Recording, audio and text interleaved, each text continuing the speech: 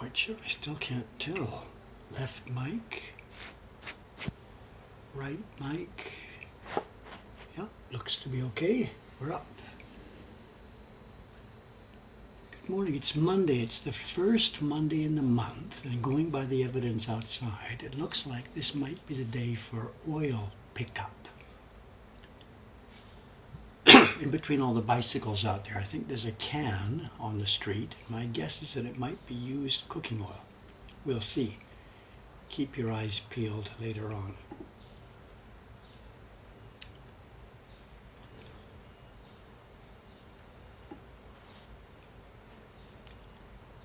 What was that?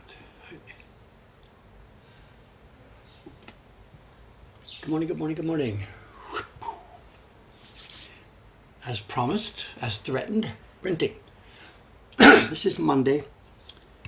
It should be finished. I know I've got this color left.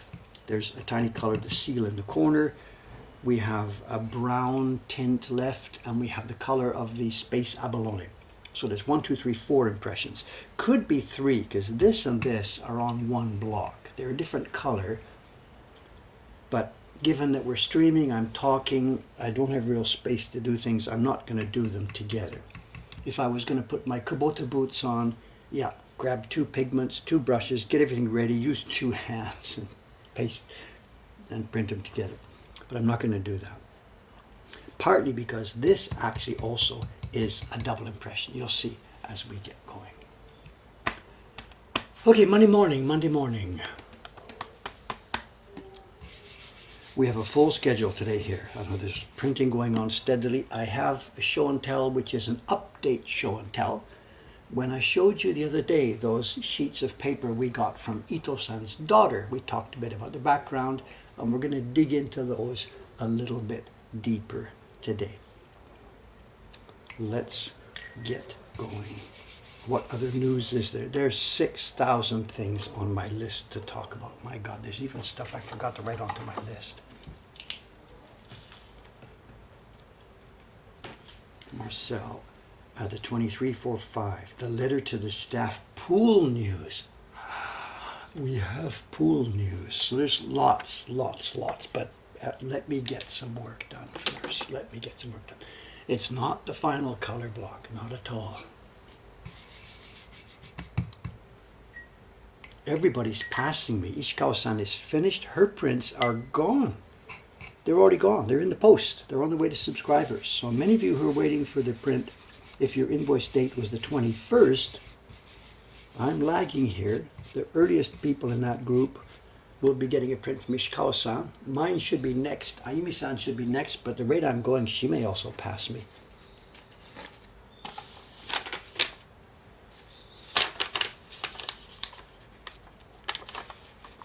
Test here.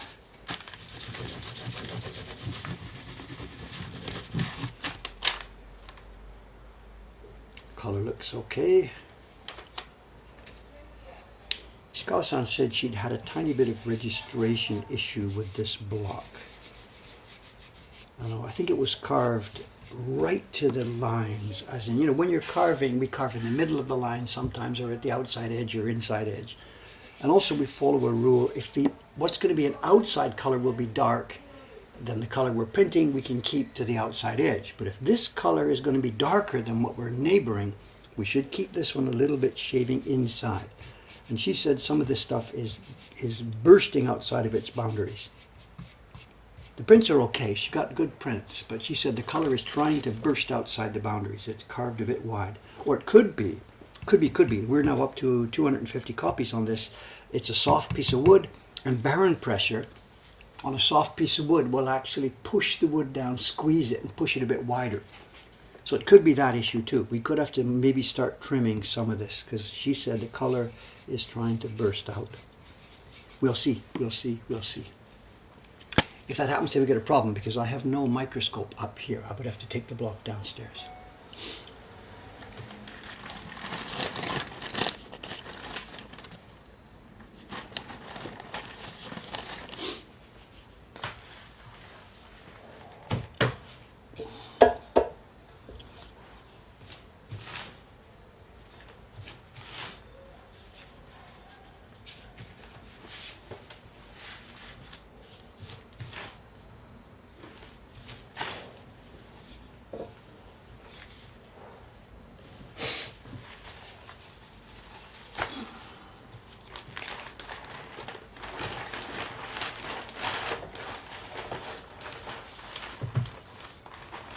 The weather is mixed, Anna. We've had everything the past few days.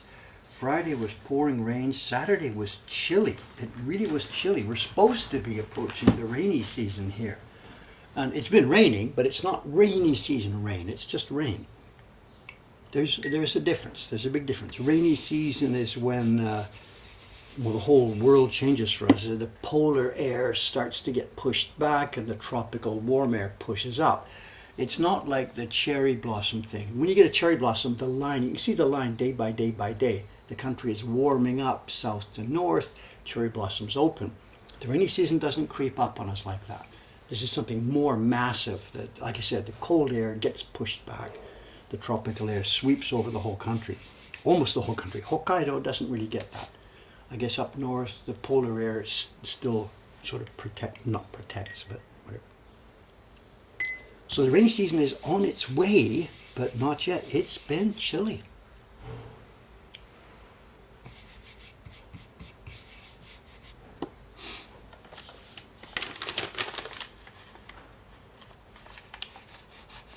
But you still need an umbrella every day when you're going out.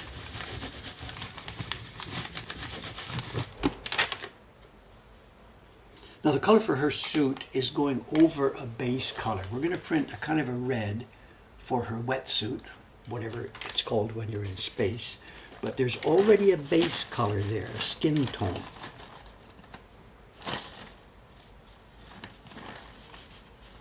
But we're also printing the shrine gate, and there's no base color on the shrine gate. So we should end up with a bit of a two-tone effect here. We're printing one color on the paper, but the two places we're printing should end up with a bit of a different tint. But if I put too much red on, it will destroy that. Too much red would blot out that skin tone and it would leave it all looking like a bright red. So the idea here is to keep this red low. Another test sheet. These are still test sheets.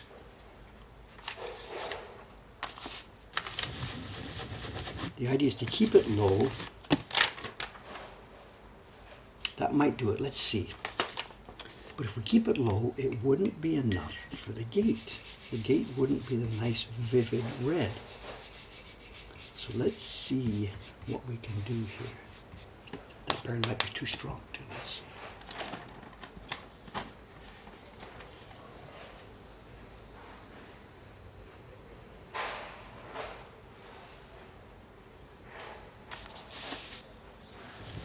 Yeah, burns too strong. The suit and the torii gate. And we're going to pull the paper back.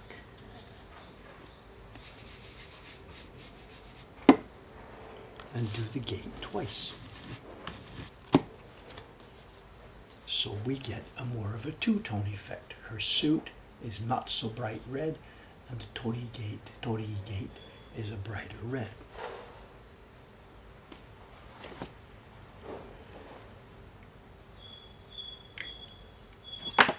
Let me get a softer barrel. This is a bit too strong.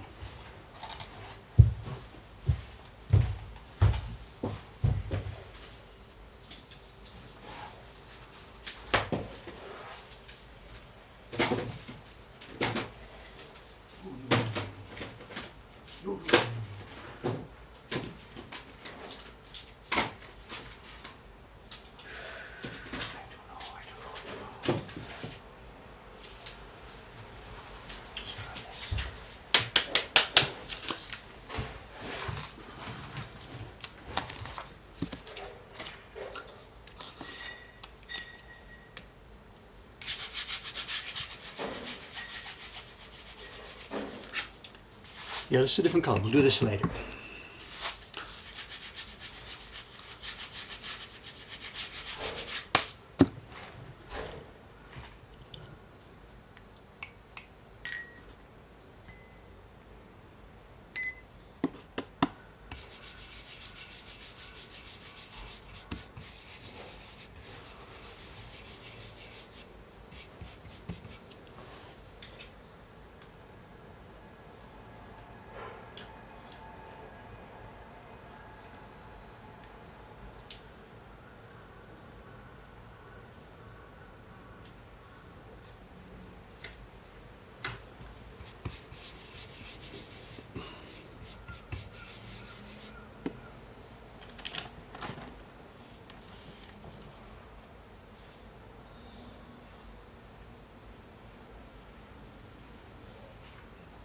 hold, hold.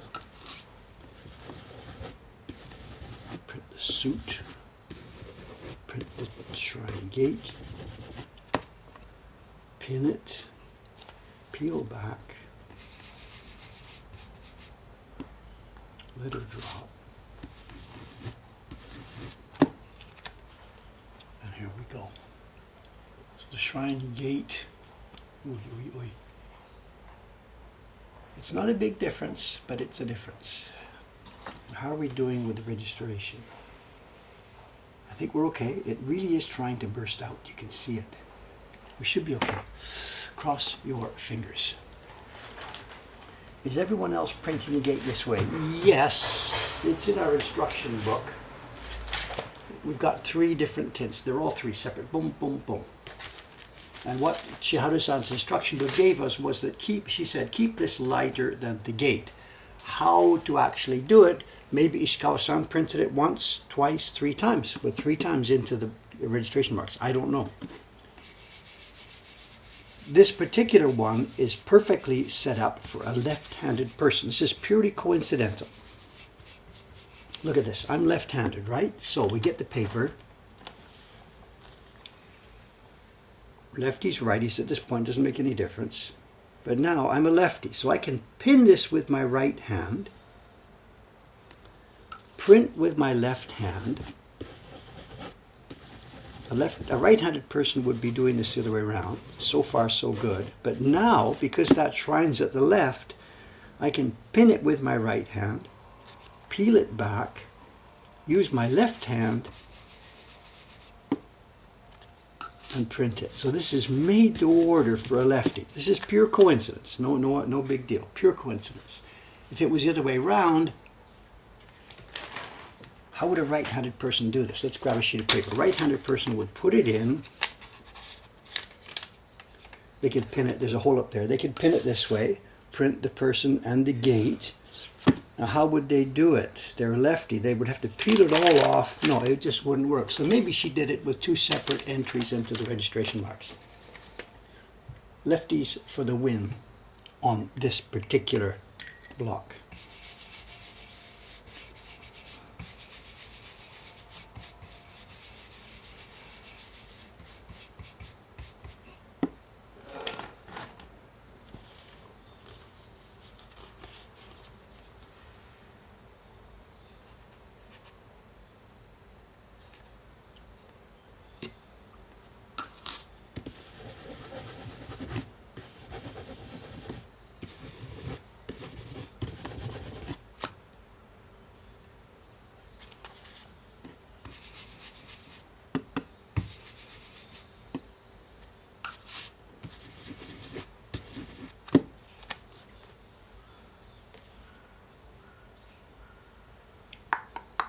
And we got 2 colors. The color of her suit and the shrine are 2 different tones. Not a big deal.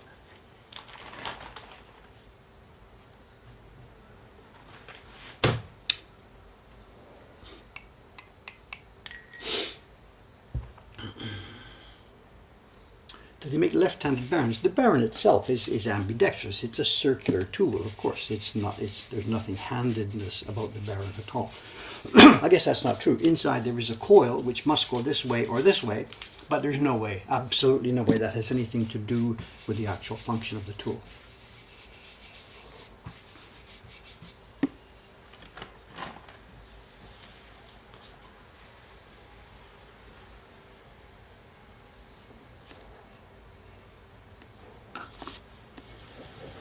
The reason I'm pinning this is because the printable area is so small.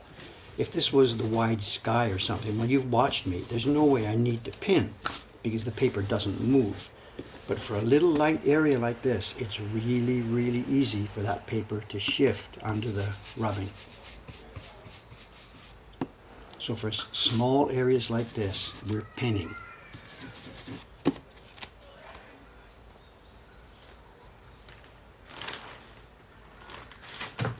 That's going to be it for the next hour and a half. There is another way. So I think somebody's mentioning this. There is another way. If you're a righty, you can do this whole thing backwards. I don't want to fool around too much with this, and I'm not going to try it. It's absolutely possible. Rub your pigment on, put it in backwards, pin here. Where right-handed person's Baron is over here. They're going to rub like this, peel back and rub. So yes, that's another way. And Dave, in his more impetuous, foolish youth, would have done it this way if it had been the backwards system for me this time around. But at my age, and we're desperate not to spoil prints here. We need every one of these damn things. I would take the slow and safe route. And if this were the wrong way around, I would just print one color, do it again, come back and print the second color.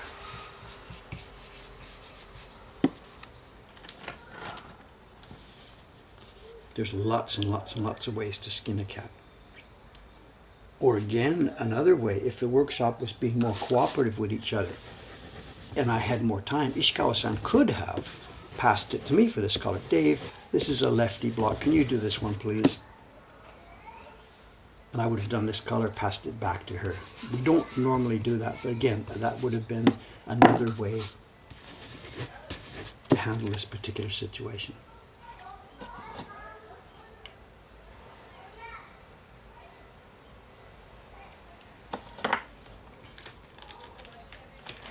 Lots of ways to do these things. Lots of ways.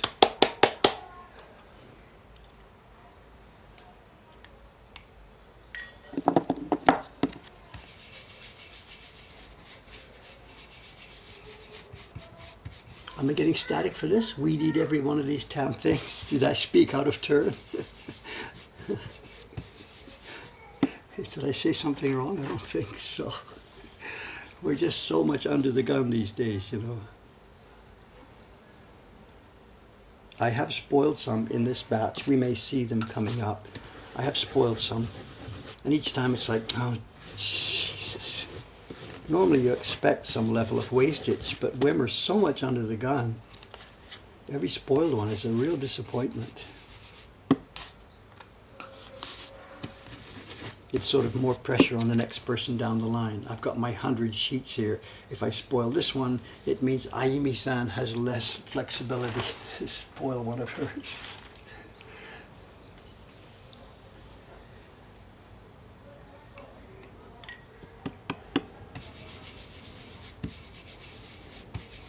Who's in today? The paper is out for me, of course, and I also took the paper out for Ishikawa-san. She's working on the boars. You know, she may be here today while we're here, or maybe she's coming after the stream. I don't know. Ayumi-san's off today.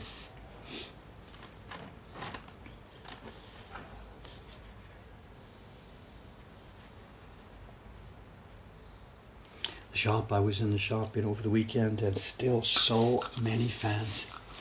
It's crazy, so many fans. It's good fun. People come in the door and it's like remembering a carver. People from everywhere. It seemed that yesterday was California Day, it seems. There was a bunch of people from California specifically. Really, people from all over the place.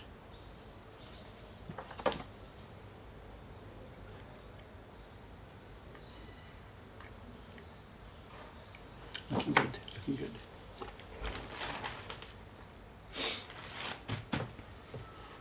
If I had a nickel for every selfie, I'd be a rich man. We should turn that into a thing, you know. Selfies, 100 yen. Selfie with Dave.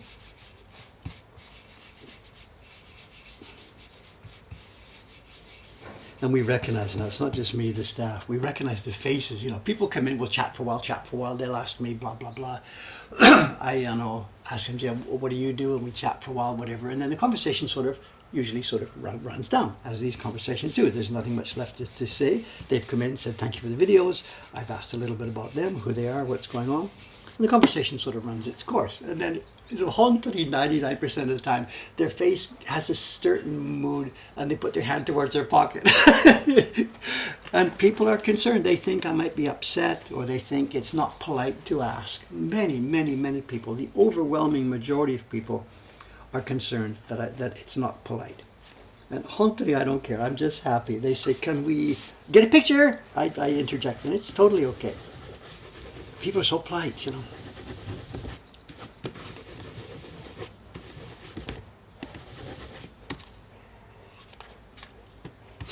So I come out from behind the counter or on my desk, whatever, and shoot a picture, and away we go. You know?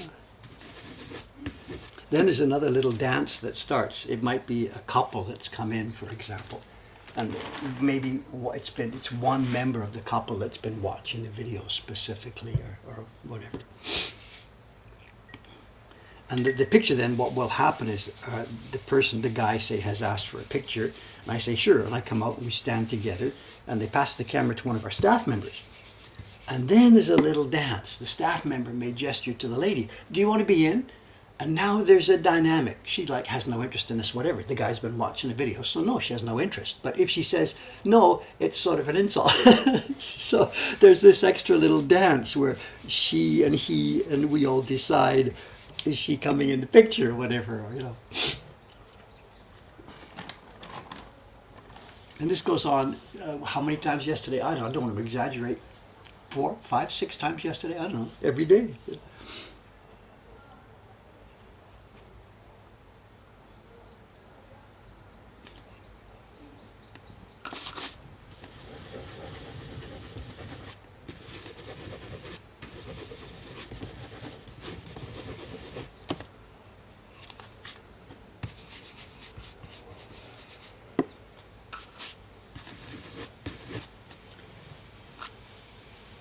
There was a question about what I'm doing, and I didn't catch it. Is there a reason why I'm putting less pigment on the tori and then having to go back and print it again? What we're doing here, again, we want 2 things here. We want a different tint. The tori gate now is quote unquote red. Her thing is now sort of vermilion/orange. So with one pigment bowl, which is red, we've ended up with the 2 different tones. Now, if I put enough pigment on at the beginning to cover the tori to the level I want, it would be too red on her. So I'm keeping the pigment really, really light. In fact, let's do this. Let's show you. I'm keeping it too light in order not to spoil her tone, but that means there's not enough for a good rich red on the tori gate. I don't know if I should do this, but let's try this. Let's put it on.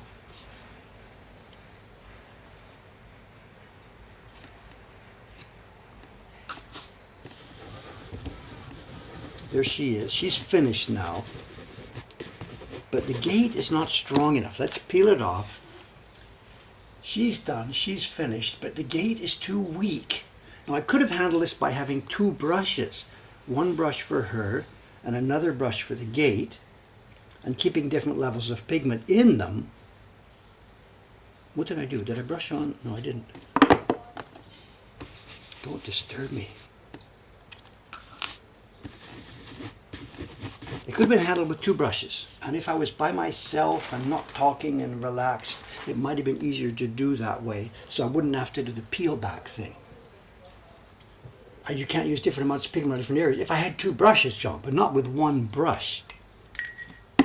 I can't put a little bit here and a lot here. It doesn't work like that. The brush is full at the level it's full. So yeah, that's another way. Do 1 brush for this, put it down, pick up another brush for that.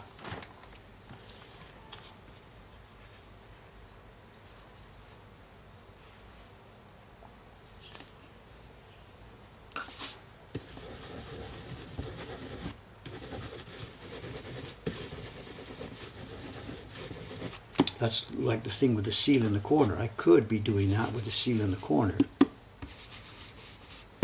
But it's just too much, not with everything else going on. Boom. I think that's our first 12.5 prints, yes. 12.5 prints are now done. That's 1/8 of the stack. There are 100 prints in the stack divided into groups of 4, and those are divided into 2. That was 12.5, and here's the second 12.5.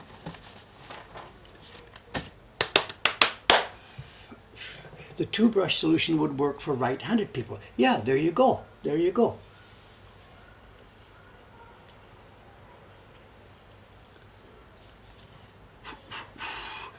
John saying, yeah, run it, go back for a dab and put it in the tori, but that dab is now in the brush.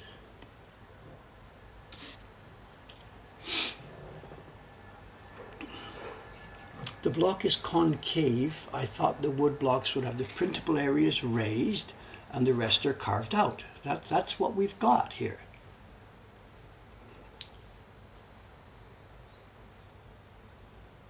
It's islands. We're looking at an ocean here with Hawaii in the middle of the Pacific Ocean and all the stuff carved out. These areas, they're not raised areas, they are the original block surface. And then we've carved away oceans. It's just like a map of an ocean with the water gone. Now the block's getting dry.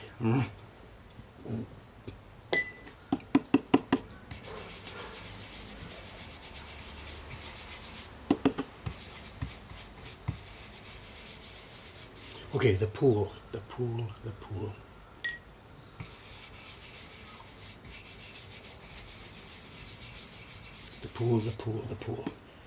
What did we bring you up to date on the pool? I went on Friday. When we chatted Saturday, did I give you an update on the pool? I don't remember what level you're at to. Did we talk about it on Saturday? That of the two signs, one of the signs has now disappeared. There were two signs in this latest incarnation of the pool rules. One sign said sauna from 10 o'clock. A pool, bath. I keep getting the wrong word, bath, the bath. The pool is fine, the pool is not changing, it's the bathtub. Huntley, I'm sorry, I got the two words permanently mixed in my brain. The sign now says, this is not new, this is from a couple of weeks ago. The sign says sauna 10 o'clock, tub 8:15, which for me is a disaster. 8:15, of course, is streaming. And there was an extra sign in different font and on a different stand which said, for the morning members, until the staff has finished cleaning, don't enter the pool. But it didn't say don't enter the pool, it said hesitate to enter the pool. Goendio kudasai. So it was what it was. And again, to roll back a couple of weeks, we thought this was a sign that meant the bathtub rule is clear, it's 8:15. As long as you don't bother the attendants, it's okay to go inside. Because it didn't say don't go in, it said please hesitate. And we had thought everything was okay. But then, again, as I've recounted, this is now, 2 weeks ago, 10 days ago, me and a couple of the other people were in there one day, and an attendant came in and said, come on you guys, can't you read the sign? Not till 8:15. At which point we talked. We didn't shout and scream, we talked. And I asked the guy, can you please give me the name of somebody upstairs we could talk to so I could try and get a resolution of this issue. He had mentioned the name Suzuki, and I had later, this was in the middle of last week, I had been to speak to somebody called Suzuki. We've talked about this, okay. I didn't shout and scream, just ask, we'd like to use the bathtub, the morning members. Can you please think about a way to arrange it so that it doesn't bother your system, but that we might be able to use it. And then last week, I said after meeting with Suzuki-san, the signs had changed. One sign was still there, the sign that said sauna 10 o'clock, bath 8:15. The sign that said morning members, the morning members until the cleaning is finished, hesitate to go inside. That sign was gone last week after my meeting with Suzuki-san. And we looked at this and thought, which way has this changed? Is this now become serious? Don't think about going in that pool to 8:15. Or is it they're trying to minimize the talk and back off a bit and let things happen by themselves? And as I had recounted on Saturday, on Friday, I went to the pool, that sign was gone, looked around, I dipped inside, the African attendants were there, they didn't say anything, I got out and left. And it looked like this was going to be a case of just don't ask, don't tell, behave quietly. And then, I don't know if I told you on Saturday, one of the African guys took me aside and said, he told me two things. He said, one, he'd been fired, there was too much trouble down here, and he'd been fired and he was moving off to a different job. He wasn't angry at us, he was just shrugging his shoulders. These things can't be helped. He also said he'd already got a new job, so whatever. He also said, quietly to me, speaking broken English, that we've been told that you guys, if somebody in your group does go in the pool, just ignore, look the other way and don't say anything. And he communicated this to me in English, that he'd been told, you're okay to use it, but like, don't make waves or anything. And I thought from that the episode now is all over. The sign gives the rule, the house rule is the bathtub officially opens at 8:15. People would probably go inside. This morning. Actually, I was running late this morning. I thought, geez, should I skip the pool today? I've got to get the paper set up. What am I doing? I got blah, blah, blah, blah. Dave, go. So this morning I ran down the street to get there. I'm actually about 1 minute late. I leave the house at 6:50, and I get to the building 2 minutes later up the elevator. So I'm there about 4 or 5 minutes before 7 o'clock. I come up the elevator today, out into the lobby. Everything's normal, everything's the same, whatever. I go to the left, get my card, beep. My fake card is beeping just fine. I turn to the men's side and I walk towards the place where we all sit. The same bench is there, the same face is there. Sato-san is there, Suzuki, different Suzuki, he's there, he's the stretch undo guy. Kato-san is there. And the place where I sit on the bench, somebody has put a gym bag there. Now for 4 years, the 4 years I've been going here, we always just shuffle out to the same place. Sato-san sits, you might be Saito-san sits there, Kato-san sits there, Suzuki-san sits at the end, I sit there. And today, there's a gym bag where I normally sit down. Nobody says anything, whatever. I walk towards there and like, what are you gonna do? I'm not gonna, hey, what's going on, and grab somebody's gym bag. You don't do this. So I walk towards the thing and like, okay, whatever, the world has, there's a cloud in, and I sit down at the only empty space. It's near the end, next to the guy at the far end, whose name I don't know, because I've never actually spoken to this guy. The bench is about 4 meters long or something, whatever. And I normally sit at this end of it, Kato-san on my right, Sato-san on my left, Saito-san on my left. And the other guy at the other end, we nod. It's a nodding aisatsu, but I don't know his name. I've never actually spoken to him. So today, no problem. I sit next to this guy. It's a little bit strange. I put my own bag at my feet on the floor, which I normally do. And now we're going to wait 2 or 3 minutes until the lady says, okay, everybody, in you go. We sit there. And then this guy, who I have never spoken to in 4 years, this guy, friendly, totally friendly, he leans over and says, Okuni wa? And I'm like, not sure what to answer. He's asking me, where are you from? What's your country? I never know what to say. I don't want a long conversation, Canada or England, whatever. So usually I just grab one at random. And today, actually, because I got my Halifax shirt on, I said, without thinking about it, Igiris desu ne, I'm from England. And then he starts on the thing and he says, Nihon no bunka wa muzukashii desu ne.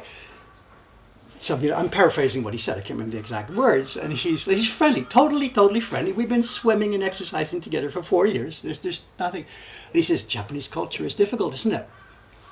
And Dave is now thinking, okay, there's a setup. I turn around, Saito-san, he's looking the other way. And these guys, I think what's happened, these guys, the situation with the bath and everything has settled down actually.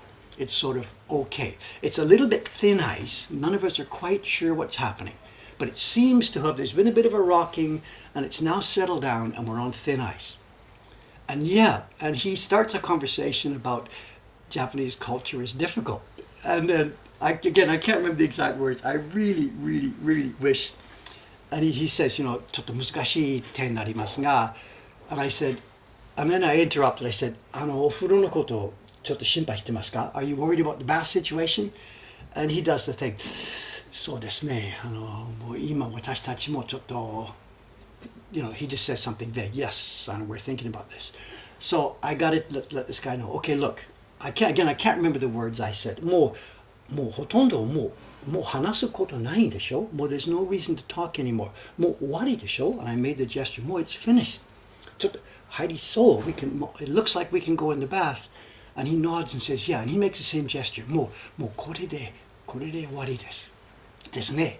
And I'm like, yeah, I'm nodding. Yeah, no, I think so. This is my idea too. Mo hotondo mo watta desu ne. Amari motto hanasu to motto muzukashiku naru desho? And he says, yeah. So I'm actually already on this. I wasn't going to say anything more. I wasn't going to speak about this anything more. I could tell you the stories, but I wasn't going to do anything. More, the little bit of boat rocking I did might have helped it or it might have hurt it. I don't know, and I'll never find out. But the thing is, it now looks like the boat is sort of like this, and we are going to keep freaking quiet. Dip in the bath carefully. Don't make a noise. Don't make a splash. Just get through this. But they were worried that I was still a foreigner and that I was still planning to go, hey, that sign's gone, what's happening? Can we go in or do we not go in? You know, they were worried I was going to do this. And no way. So I'm on board. I'm good. I'm 40 years. I've learned a little bit about this culture.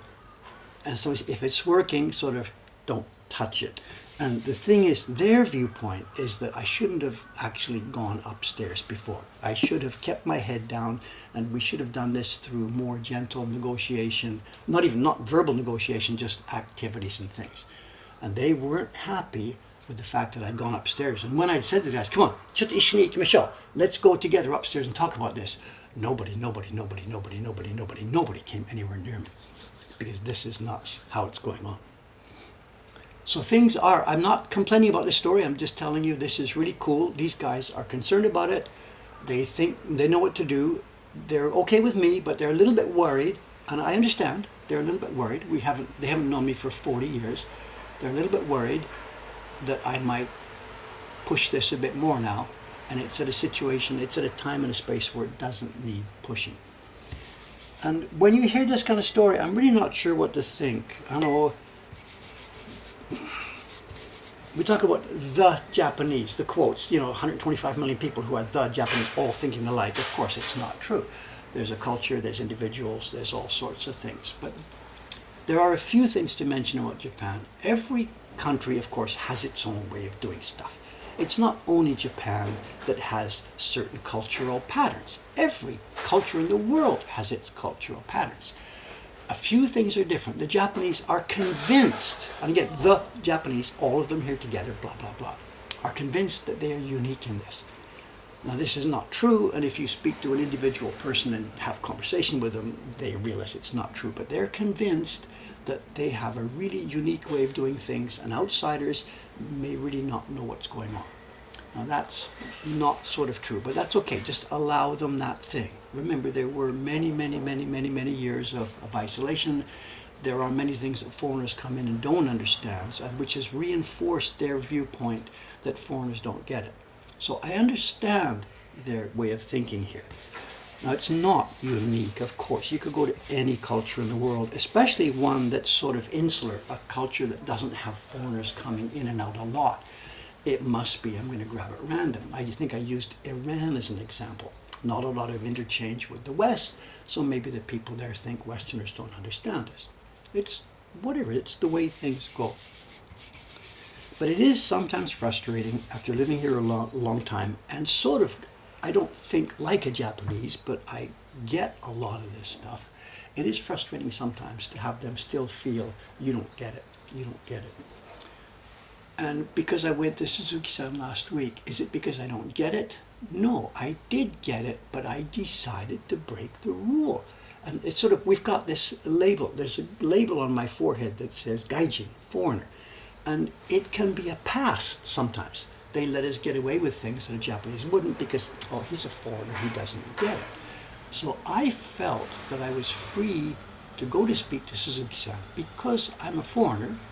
But also because of my knowledge of Japanese culture, I knew I wasn't going to bang the table and make trouble and wave my hands around, of course. But nobody else knew that. So this is the kind of thing, there's a line, you walk this line. We all do it every day in our own cultures. And when you're in a different culture, I mean, crap, I live with this every day. Japanese employees. Every day I live with this. the lesson here is get a Gaijin friend to do socially awkward conversations for you.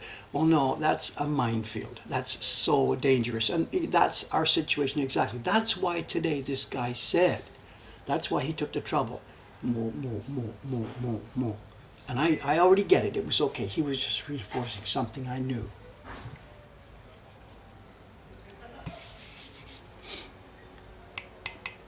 So I think there might be nothing else to report about the bath story. We'll see. I certainly, absolutely hope this is the end of this episode. It's not going to be the end of experiences at the fitness center and the pool. Something else is going to happen. The lady who I swim with and the guy who jumped into the next lane today, he hit me on the leg today as he was going, whatever. But I think the episode about the bathtub, hopefully,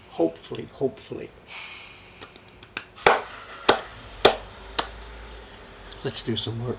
Red sticker on the brush means red for this project. No, this is a red brush. It's got a red sticker and it says Benny. It's red, red, red. We never wash them to the extent that there's no pigment left inside. We keep them in groups. The thing is, I do have to wash this because the next person might be printing a delicate print, a pink. It doesn't mean we're going to use this brush for that tint that you see. It means this is the red group. Don't use it for green or something. The brush I was using the other day was blue group. And it could be a delicate blue sky or it could be a blue like this. So I've got to wash it when it's over. Because if I had used it for a dark blue like this and didn't wash it, the guy who's trying to do a light blue sky is like, give me a break. So they stay in groups. What's the time? 8:42. I was supposed to work, whatever. It's all part and parcel. I've lost my brush.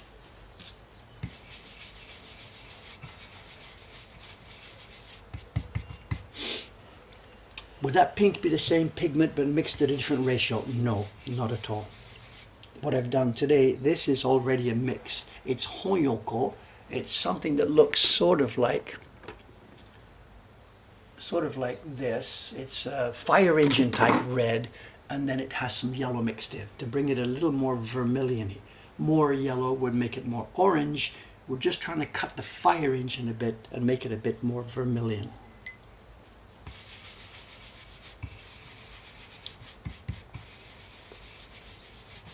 Talking too much, I'm sorry.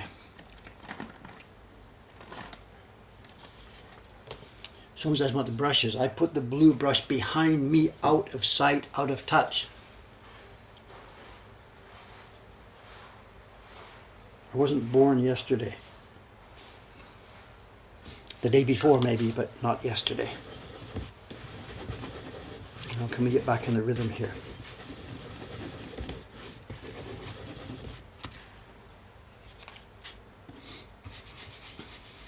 So today's experience, it was a little bit disappointing in that I'm a bit disappointed that they were worried about me, that they thought I was going to still be a charge ahead with trouble. And I get it, my face and beard and foreignness is the strongest thing they see. Even though they know I've been sitting on that bench for 4 years, they don't know me that well. And given the fact that I did stir up trouble, I did sort of stir up trouble a couple of weeks ago, they are concerned. So I get it. So there's no, I'm a tad disappointed, but I get it. I get it. I'm not upset or angry or anything, of course, not at all.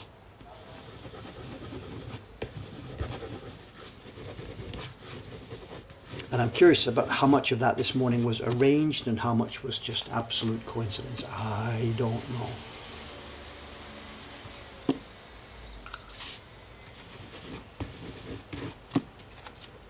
I am not going to ask.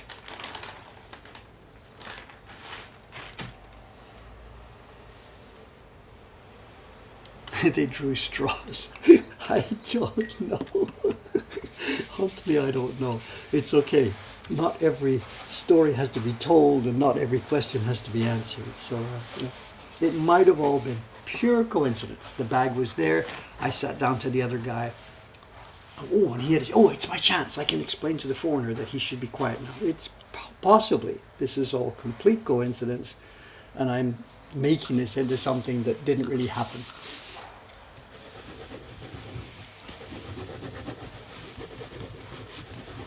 Your guess is as good as mine.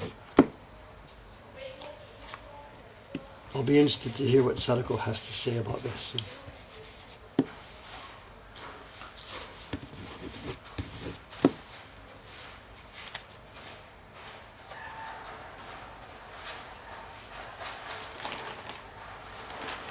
My guess is Sadako will say, no, you're reading too much into this. Nobody would do that at the sports club.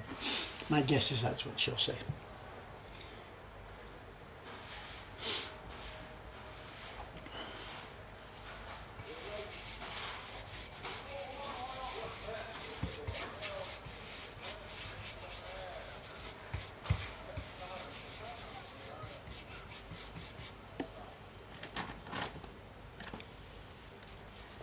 Have I ever been to America? My God, many, uncountable times. Literally uncountable times. I have no idea.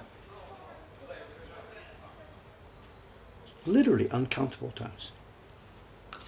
I can't say hundreds, but as a person born in England and growing up in Canada and being in Vancouver, Tsawwassen, Ladner, which is on the border, and then working in Toronto and having business in Buffalo, I've been back and forth. Oh, I didn't do the 28. I forgot.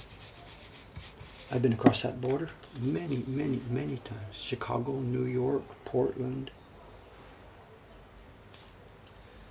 We used to make trips to the heartland where they made musical instruments in Indiana, places like Elkhart.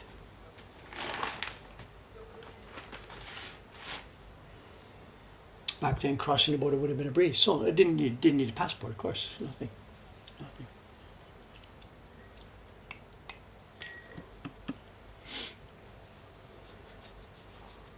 Europe, yes. I haven't been all over Europe. Which European countries have I been to? Never been to Scandinavia, never been south of the Alps. France, yes. It's actually, the list is not very long. France, Belgium, Switzerland, Germany. That might be the list, actually. Flying into Hamburg. No, flying into Frankfurt. Around Germany, Cologne, down to Switzerland, Bern, across the border. France, separately flying in and out of Paris. Never been anywhere else except Paris. One year, Sadako and I took a trip. We went to Bruges in Belgium. How did we get there? I don't remember. We might have flown in. I don't remember. It's all mixed up.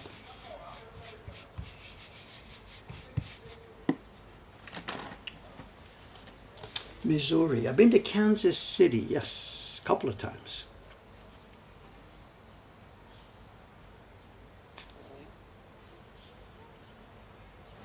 That's great stories about Kansas City. We've talked about this on the stream. Incredible. One of the most incredible coincidences in my life happened in Kansas City. Had some good barbecue there, or I'm told it was good barbecue. All I know, it was Kansas City barbecue. It was an awful lot of meat. In fact, both the times, the very first time and the last time I was in Kansas City, we were the guests of big businessmen in Kansas City. And one of their ways to show you about Kansas City, Missouri, is give them meat. Give them lots of meat. Make sure they eat right to the end of the plate, meat. So my impressions of Missouri are a little bit meat-centered, heavy-centered. So, what passport do we use when traveling? Canadian. The only active passport I have is Canadian. I have a British one that's expired, and I haven't bothered to renew it because one passport is all you're supposed to need and use.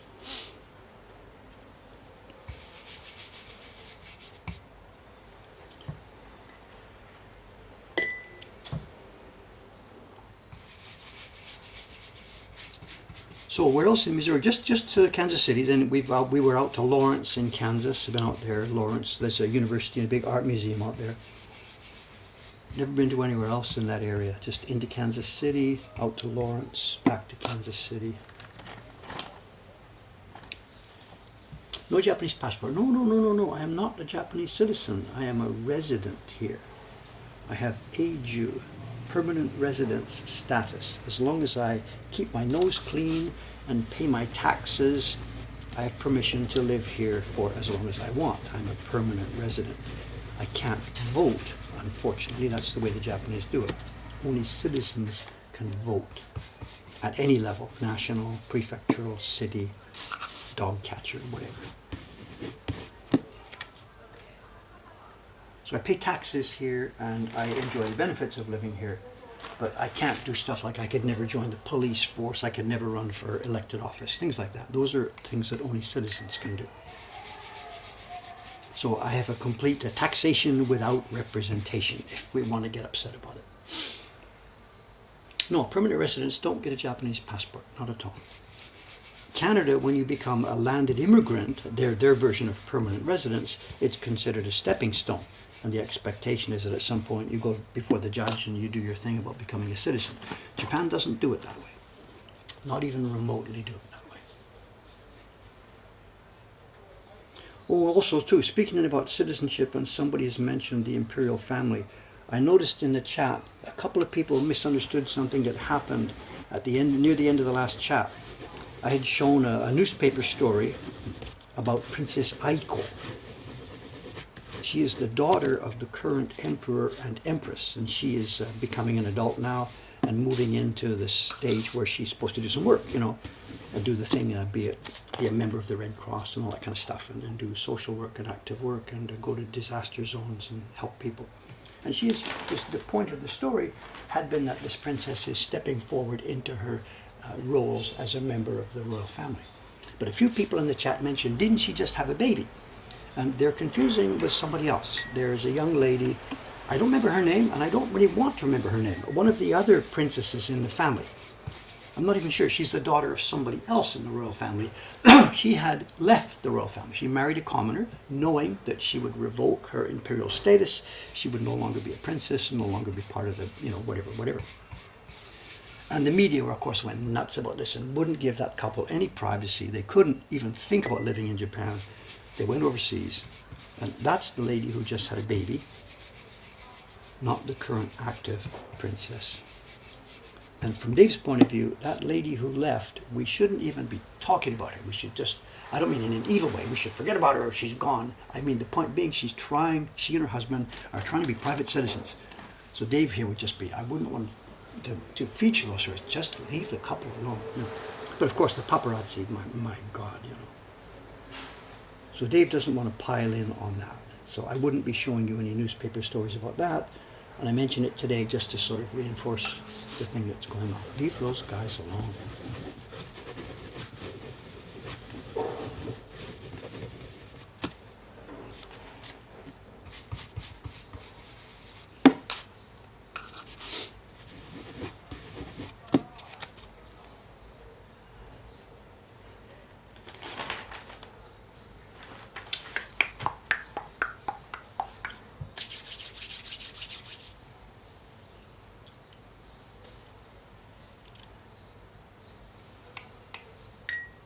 Sometimes about countries and voting and stuff, I have no knowledge at all of anywhere else in the world.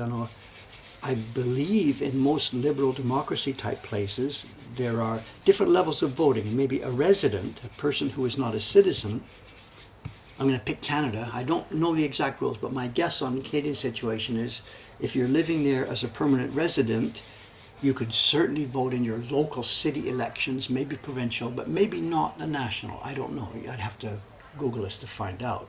So there are many countries where long-term residents can vote in local elections.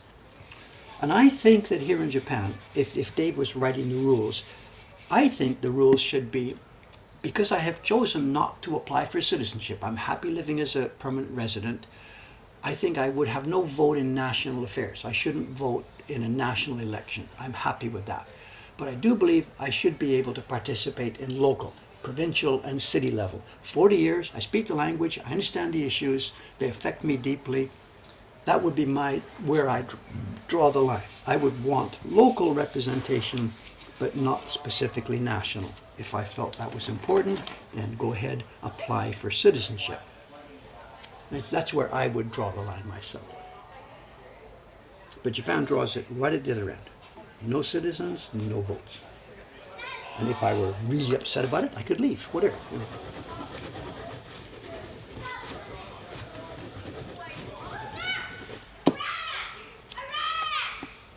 kids.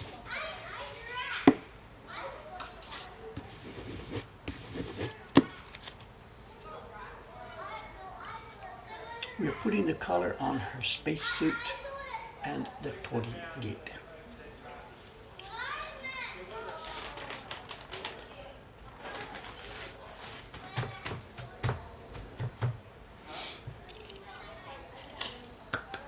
Any reason you haven't obtained citizenship?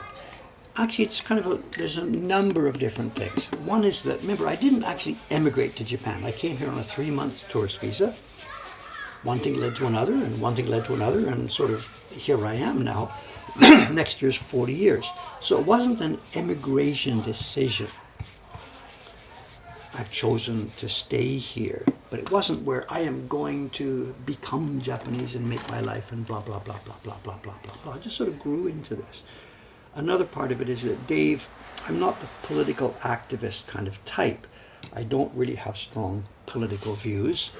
Here in Japan, the political situation is, from an outsider's point of view, kind of laughable. There's a permanent caretaker government that sits in those chairs, making sure that Japan cannot fall into dictatorship ever again. But it's a caretaker style of government. The country is, of course, really run by the bureaucrats. So voting in elections here, seen from an outside cynic's point of view, is like, why bother, kind of an idea. That's part of it. Another is that my mother is still alive, and if she felt or heard that I had given up my Canadian citizenship and British citizenship in order to become Japanese, which is what you have to do, you're supposed to renounce everything else you've got. This would, I feel, deeply hurt my mother and perhaps other parts of my family. I don't really care. I don't feel I am Canadian to the core. It's just not true. That's where I lived for a bunch of years. I don't feel I want to be Japanese. It's just where I'm living. So I'm cool. I can't say I don't care. That's not quite true, but it doesn't bother me. It's not something that concerns me. I don't think about it very much at all. My mother would, I feel, be hurt. I was born in Britain, and she feels, of course, for her, she's British at core with a bunch of Canadian stuff splashed on the top of it. And I guess that's me too. I think at the core, Dave is still a kind of a little British boy with a bunch of Canadian egalitarianism splashed across the top of it, and then now with a subversive layer at the bottom now of Japanese culture burrowed into this. And I don't know of anybody else who's got this sort of interesting mix that I do. Traditional British first. I went to a posh school. I went to a prep school. I was 3.5 years old, cap, blazer, yes, Miss Headmistress. That's the core Dave at the bottom, the first 5 years. Then the middle years for me are Canadian egalitarianism. The company president shakes hand and goes golfing with the garbage man, you know. The very clear attempt in those years, we're talking 50s, 60s, 70s, to be egalitarian and fair-minded, and not to take advantage of other people, and not to feel you're better or worse than other people. That's the middle core of Dave up to year 36. And then from 36 to the 73-year-old, a keen observer and a participant in this Japanese culture that we've talked about. I'm really happy with the mix I've got. I'm happy with the core, the middle, and the rest of it that I've put on as an outside dress, you know. I'm really, really happy with this. You couldn't plan this or predict this or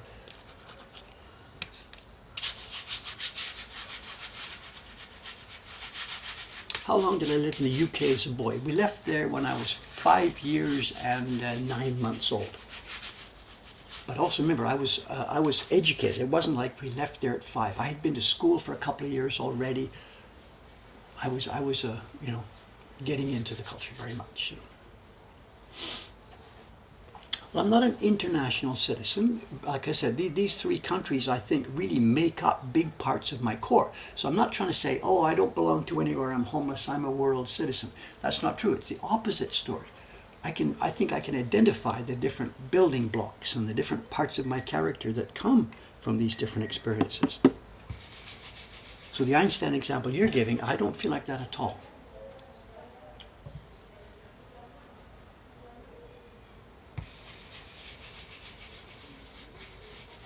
Where am I? Okay, that was another 12 and a half prints. We've now finished 25. 1/4 of the way after 45 minutes. My God, we should almost be finished by now.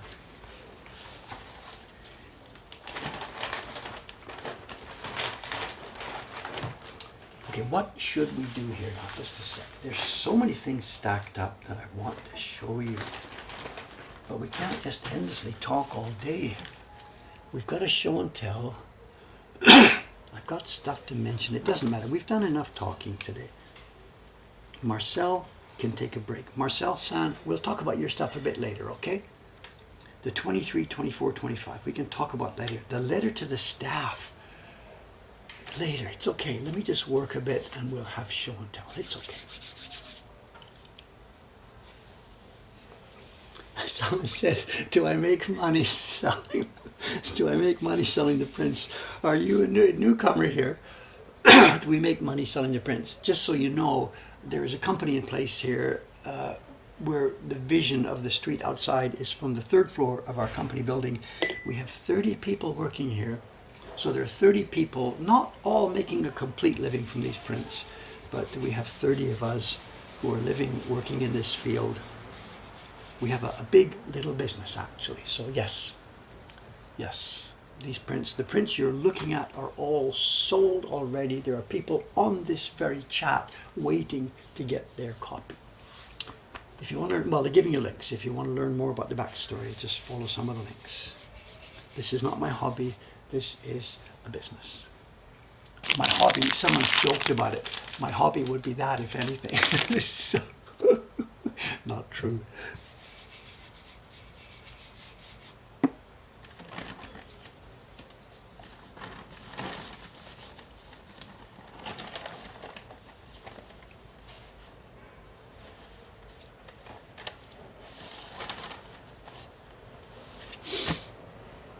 It's still sitting there. There's no new news. This is the cookie we saw, when was it, 3 months ago or something? I don't think it's edible anymore. This is the cookie I showed you X months ago. It was sitting over here on the bench. It's just still sitting there. I have not got any time to explore that. The trash. Oh, okay, what happened? What happened to the oil can? It's gone. Did anybody notice? This garbage is the Korean restaurant garbage, but the oil can, is it gone or just moved? What happened? I think there's an extra bicycle there. Is the oil can still there? I'm sure it was sitting out. Oh no, I see. What's happened is somebody else has come with another bicycle. The can is still there.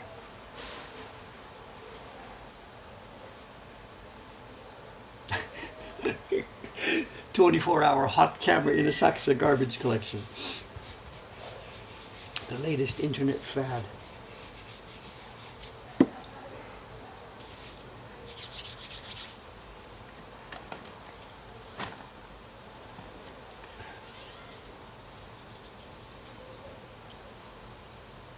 Garbage just disappears. 700 people are watching. It couldn't have just disappeared.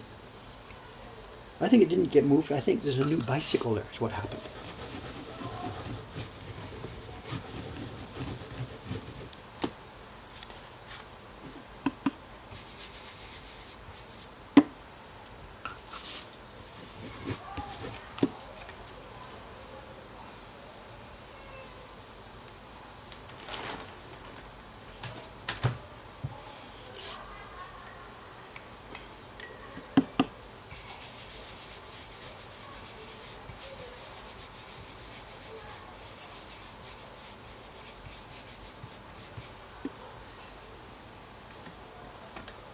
Garbage truck's on the sidewalk, and he's being realistic there. Over on the right-hand side, there's a bunch of things blocking the street. The street is very narrow here.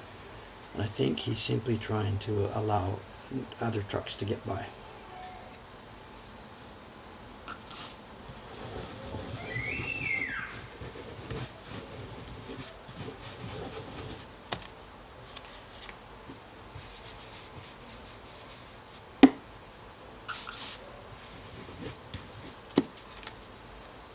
maybe somebody said something to him.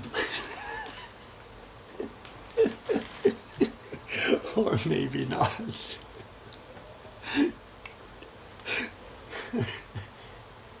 The chairs will be coming out. The chairs at the moment are packed away. It's only 9 o'clock. They open at 10, same as us. So as we are finishing this stream, I believe if they're on their normal schedule, the chairs will start to appear just about the time we are finishing our stream.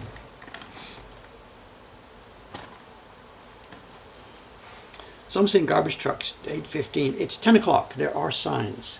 Many streets in this district are closed to vehicles from 10 o'clock. There are pedestrian streets. The one in front of the Don Quixote store, it's called Broadway. It's a pedestrian street, and the signs at every entrance tell the vehicles from 10 o'clock, no access. And they have to do that because, of course, garbage trucks, delivery trucks, meat delivery trucks, everything, they come early in the morning. So yes, there are signs. Garbage trucks are only allowed before 10 o'clock.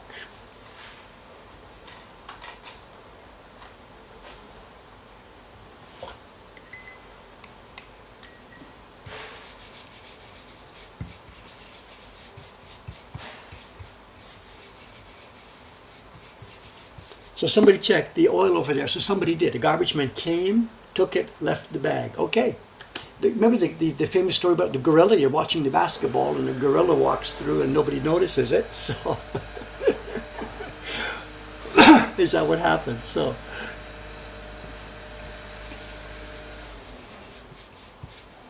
this entire stream is a fake front. It's all a psychological test. You guys are all guinea pigs. I'm in cahoots with a company, a university doing psychiatric testing. I'm just a distraction. Will you notice the gorilla?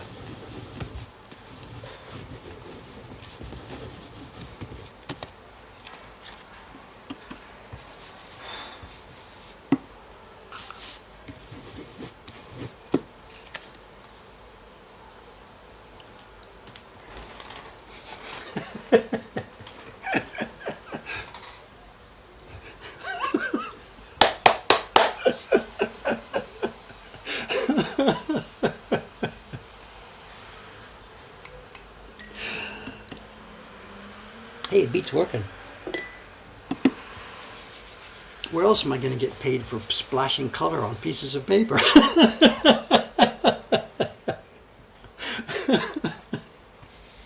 You didn't think this was a real job, did you?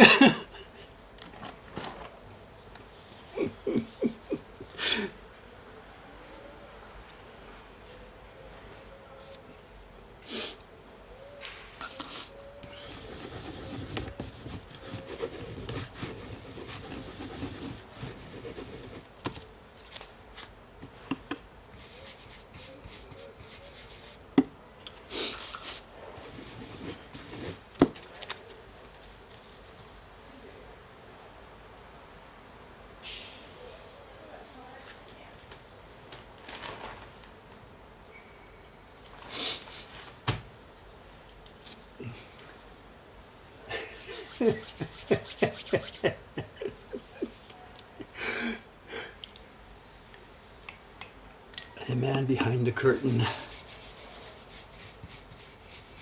How many layers of meta do we have here?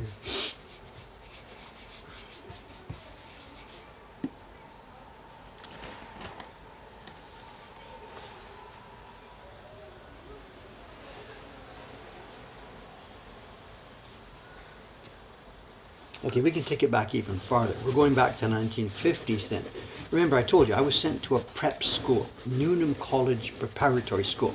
It was a prep school for Cambridge, actually. It seems a bit bizarre to think about it right now. Newnham College is one of the colleges inside Cambridge. And I was sent to Newnham College Preparatory School. And let's draw the scene. It turns out that I was a prize pupil. I was looking good. Prime Minister material. We're talking 1954, 1955, 1950, 56. This little boy is Prime Minister material. But if we let him go through the standard ladder, Newnham College, off to Cambridge, then Eton, whatever. He needs to be widened out. So the British establishment that had their finger on me in 1956, they arranged to have my family shipped over to Canada, where instead of being a British upper class twit, I would get widened out and toughened up, and I would be a more nice, good, egalitarian person. And then they arranged and they thought, but we don't need somebody who's too strong. We need somebody with a lot of empathy who can understand how other people think. This is our goal for a future Prime Minister of Britain. So they arranged for me to come to Japan and do this and do that and make a YouTube channel and get lots and lots of communication with different people like this. This was all pre-arranged by somebody in the British establishment. And at some point soon now, they're going to arrange an earthquake. There will be an earthquake. This building will be broken a little bit. We won't be able to continue this. Canada will make some rule that you can't come back after being in Japan. I will have to go back to Britain. I will pick up my establishment hat, win the election, and I will be the Prime Minister that carries Britain forward to the future. This is the meta plan, right? So, someone says they thought I was serious. You started it. You guys started it.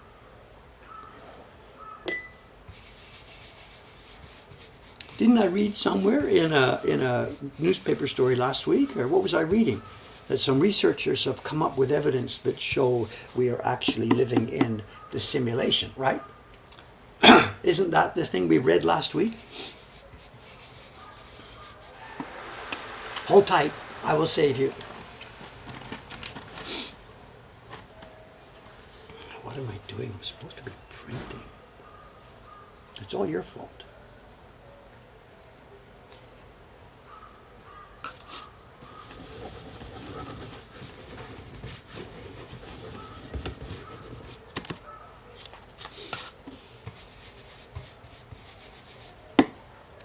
Well, one part of that, we're joking around here and telling silly stories. But one part of it is sort of true at the core. If, as we go through life, we are fairly self-observant, we're fairly observant, and if we're self-aware, we do bit by bit grow into a person who I think is sort of a, what can I say, a person better at managing life and better at handling things and whatever, age, experience, all that sort of stuff comes gathering together, And I said a total joke story there, but I think I could do that actually.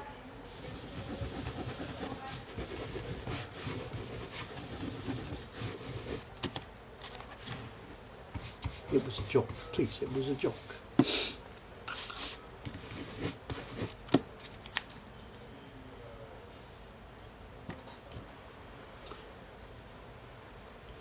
All these years of doing these different things and getting involved in different stuff, it's all preparation. It's all preparation.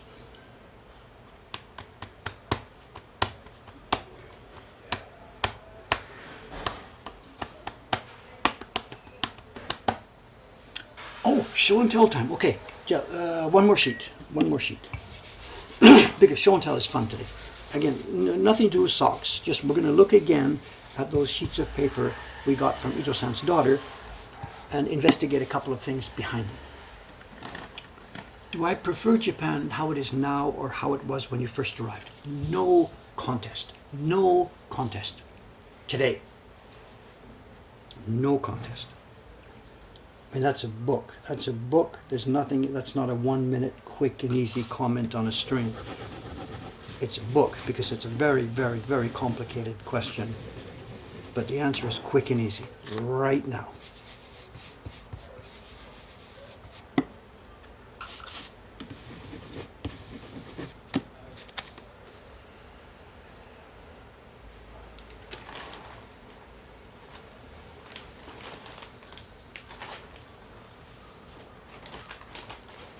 Okay.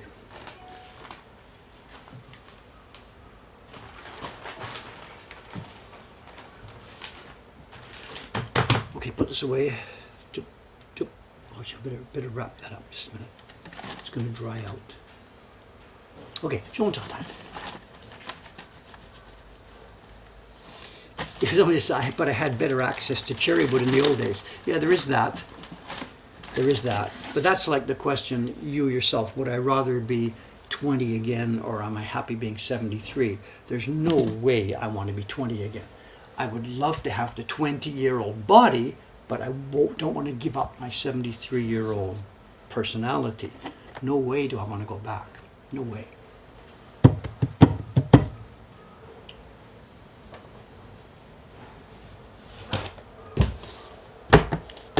Not a package, just a board, a backboard. Okay, we have 15 minutes or so here. Okay, quick, and not everybody here was here last week. Without getting into a too long story, it turns out that last week when I visited a lady about my age who was the daughter of the carver who featured in our famous YouTube video, Remembering a Carver. His name was Ito Susumi. I visited his daughter to get some video footage and to chat with her for a while, enjoy drinking tea together, and there will be a video coming up in the future, part 3 of the Remembering a Carver story. Another part of the story is, as we were chatting with her, it turned out that she had more stuff that I hadn't known about. She had more objects, we're looking at them now, pieces of paper, more things that were left over from her father's work. She actually, before we visited, as part of getting ready for the visit, had cleaned up and thrown away a box of stuff. But that's a story that we don't need to tell because Dave's just going to break down crying. Point being, we got these sheets of paper from Ito-san's daughter. They are sheets that would have been used in the process of making prints. So most of that kind of a sheet, it's a color transfer sheet. Most of those sheets are destroyed as part of the process of making prints. For some reason, well, not some reason, if you've got 8 colors to transfer to blocks, as a matter of common sense, you prepare 9 or 10 of these transfer sheets, one extra maybe. Maybe because in case you spoil one, you're okay, or maybe he wanted to do it so he's got a bit of a keepsake of a job he did. We do exactly the same thing. They're not unused hanshita, they're unused kyogozuri. Kyogozuri. Look, you weren't here the other day, John. These are awaseshi. It's thin gumpi bonded to a bit of a stronger backing, and these would have been printed from the key block. These were made for transferring colors. The word is not hanshita. Hanshita is the word used for the sengaki, the line drawing, paste it down and carve. These are kyogozuri, suri, on transfer sheet printing. Anyway, so I was just showing these the other day, and many people, or somebody, or one person, or 10, I don't remember, asked, are there examples of the finished prints? So I've done some digging, and I have found some prints in our shop, just randomly right now. I picked up 1, 2, 3 prints from our shop that may be something here. We have a print, the transfer sheet here that we got. I guess I better zoom out a little bit first. This is going to be hard to physically show what's going on. This is one of the transfer sheets, the one we got from his daughter, and it's from a print, it's a Hiroshige design. Actually, he did lots and lots and lots of fan designs. It's a bit unusual. Hiroshige wasn't known for bijinga, for beauties. Hiroshige was landscape top to bottom. But we have here a Hiroshige fan print. And we have Ito-san's kyogozuri, and we have a version of the print. Now, when I saw this in the shop, I thought, oh, no way, no way, no way. Because this is from the Adachi company. And to my knowledge, Ito-san didn't do work for Adachi. He was an outside independent carver. Adachi, again, to my knowledge, and certainly the Adachi company I've known since I came here, uses hired people. They hire carvers and printers. They come on board as staff members, and they work only for Adachi. So to see something done by Ito-san for Adachi was a little bit, really? So I grabbed this morning, and now we're going to take my little magnifying glass, because it may not be the same print. Adachi published this design. Maybe Takamizawa published the same thing. Maybe Yuyudo published the same thing. This could be another publishing company picking the same thing. How are we going to tell? Well, somebody's mentioning light tables. That would be cool. I don't have that right here. But what I can do is we zoom in really carefully on a super delicate part of the image. And we look at the hairs. Because hair, well, let me just shut up for a minute and see what I can find out.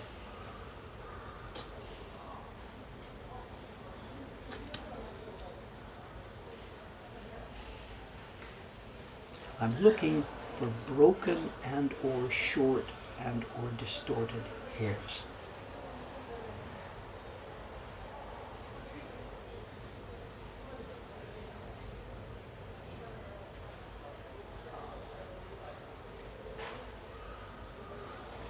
It's not the same block.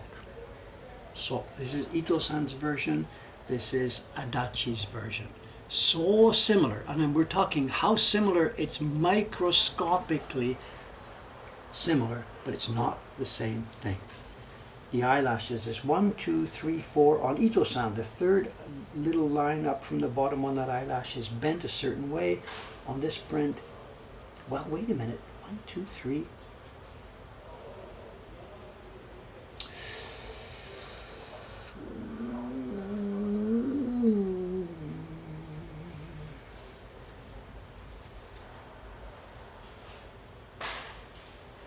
I'm sorry, you can't see this together with me. Excuse me. There, they're in her teeth. The second tooth, it's short on the bottom. No, it's different. It's different. Tiny, tiny, tiny little differences. A hair that ends a certain place, a hair that's not a gap. So I'm sorry, I can't zoom in close enough to show you. The point being that at a really, really, really delicate level, these are actually different. They're both stupendously done, and obviously now we've got to flag this, get some close-up photographs and show you what's going on. So I think at this level, both companies must have used the same master copy, and the carvers have done their job. The story gets a little better. I'm sorry, you just listening to me, you can't see it yet. Just hang on. Another one in the deck was this one. Now, I already know before going into the shop, I'm looking for stuff, that this would be a Yu-Yu-Do publication. This is a slightly reduced image of a very, very famous ukiyo-e picture. The lady's name is Ohisa, and she comes from the Takashimaya tea house. Very, very famous Japanese print. It's a set of prints published by the Yu-Yu-Do company in a set of 30. And I have the set here in my own collection, and we have these in the shop all the time. Now, I haven't compared this yet, but what we're going to do is the same thing. I'm going to look at Ito-san's carving and look at the one, and almost certainly, I can tease you this in advance, they're not going to match, even though I know this was done for the Yu-Yu-Do company. Let me just first have a look, because there's a possible match, but almost certainly no. Where do we look at? The eyes? Oh, I can see, even without a magnifying glass. No way. No, the lips. No, it's different. Okay, maybe even you can see it. Can we zoom in close enough? I don't think so. It's not going to focus that close. Okay, the eyes. Remember, this is the gray block. This has pupils printed separately from a black block. It's the shape of the eyes, the expression. The lady's expression is a little bit different. The shape of the nose, the shape of the eyes are infinitesimally different. Again, I'm sorry, I'll need to prepare some photographs to show you what's going on here. But yet, even having said that, I'm certain this is from the same series, because what I've learned by having a shop here in Asakusa is something interesting. I first bought this set of 30 prints, the Yu-Yu-Do stuff. I bought it myself before we had a shop. And I had this print as part of the set. Now, we also buy these things, broken sets and full sets, whatever. We put them in the shop. And one day, a batch of prints came in for the shop, and I looked at it and I thought, that's a little bit different. It's the same set. I've got the set upstairs. I went upstairs to grab my print and looked at the one coming in for the shop, and every line was different. It was the same print, 1, 2, left to right. But okay, you can see this. Look at this. The color tone is different. That's fine. The printer has used a little bit of a different pigment. But every physical line was also different. And it set me off on a hunt. And since that time, and we're talking 10 years ago or so, since that time, every time prints from this set come in, I take the Ohisa print and I compare it with the ones in my own set. And this is the same print published in the same set by the same company. And I now have 1, 2, 3, 4, 5, 6 different prints, meaning the publishing was going really well. They're selling lots of copies. The blocks wear out. Out it goes to a carver, and you carve again. And I've got documentary evidence right here in front of me. These are prints from the same company, at the same size, at the same everything, and 6 different ones. And maybe more are coming. 6 different ones, 6 different block sets. A hair is different, a nose is different, the eye's different, the calligraphy is different. And there's also a big, big, big difference in the quality. If I rank them in order, maybe I can try and get, here, these 2 here should show. Again, I'm sorry to apologize to try and tell you a story that depends on great detail, but not being able to show you detail. Maybe you can see this. Look at her eyes. Now let's do it this way then. Let's put them one on top, and I'll show you one and show you the other. Look at her eyes. Got the feeling? And her nose. Look at the thickness of her nose. Got it? Look at her eyes. This one, there's a curve at the bottom. The underneath of her eye has a certain curve and a feeling. It's lost. Look at the lips, the nose. Now, this is not just printing. It's a bit maybe difficult because this one's printed fairly lightly, and the printer here got a bit of a heavier hand. But no, the lines are absolutely different, every one. And we've got, as I said, at the moment, I've got 6 different versions of this. So when I was looking at this the other day, I grabbed Ito-san's thing, and I'm trying to look at this. Which one of these versions does Ito-san's carving match?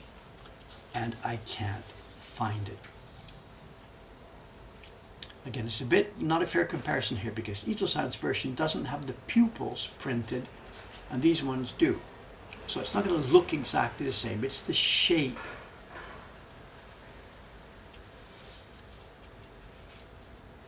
This is close. The lines inside the ear. Oh, there you go. Look at the top. The top hook inside her ear is different. They're so close, but they're different. We've got to get this. We've got to get one of the girls downstairs to take a bunch of pictures of these and get them up online and show the data here because it's so much fun. I've got 6 and now I think 7 examples of blocks. And this is the way it worked. I mean, we're talking 20th century here, 1960s, 70s, 80s. Yu-Yu-Do still exists, but they're not publishing this set anymore. That's way out of their capabilities now. So this was a bestseller here in Japan for 25, 30, perhaps even longer years. And they sold so many copies, the blocks wore out, they sent it out to a carver again. Do it again. Are you sure? Do it again. Do it again. And we've got now 7 different copies of this same print. All published by the same company. The packaging also morphed over the years. At some point it was a red folder, then they got an orange folder, then they got to a different company for doing the printing packaging. So we've got all this documentation that shows how this single item morphed over the years. And this leads up to the question of the Great Wave. Now, the lady from the British Museum is almost certainly not listening to the stream here. She doesn't care about this. But the Great Wave copies that are in the British Museum, 1, 2, 3, 4, 5, 6 of them, whatever, they show a line here, a line there, left, right, whatever. They show differences just like this. And this, to me, this is P-R-O-O-F in capital letters, all caps. If they're doing this in the 1970s, if popular print people want to buy it, cut another set of blocks. The same thing, of course, happened in 1838 or 32 or whatever year it was that The Great Wave was published. People bought it and bought it and bought it and bought more copies. Blocks wear out, carve another set of blocks. Of course it was done. There is no canonical single block for The Great Wave. It was just done again and again and again, certainly by the same publishing company and probably even by companies down the street who saw the bestseller happening, because there's no copyright back then. That's my story. And here we have absolute evidence. This is right now here. Dave was already living in Japan when a bunch of this stuff happened. And here's the evidence. The same publication, same catalog, same price, same everything, same selling through the newspaper Sunday supplement, and yet the blocks are all different. Anyway. I'm sorry not to be able to show you pinpoint detail right here. I just don't have the technological facility to do this right now. At the moment, for you, it's just a story. But bit by bit, we're gathering evidence, documentary evidence, to be able to show these things more clearly than just simply telling stories.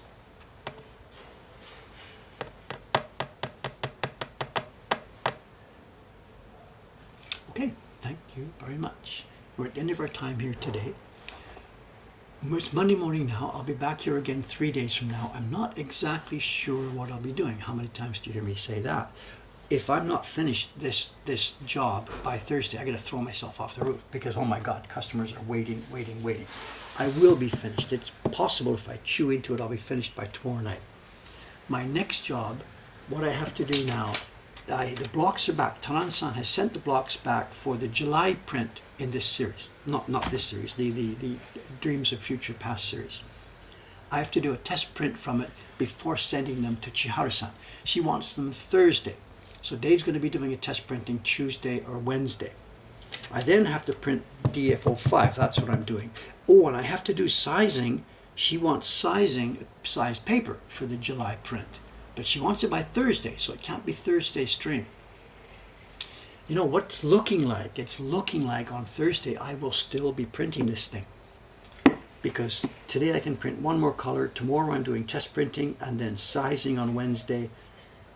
It looks like Thursday stream I may still be struggling to get this thing finished, because the other jobs have priority. Can't be helped. Okay. Whatever. Can't be helped. Thanks everybody for watching. I've had good fun today. It'll be fun for me too to read the chat at lunchtime and see the comments that have come through.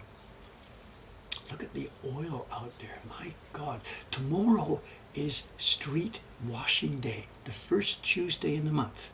The street will be washed and scrubbed, and we're going to be spraying water all over the place, throwing soap on the street, and actually scrubbing it.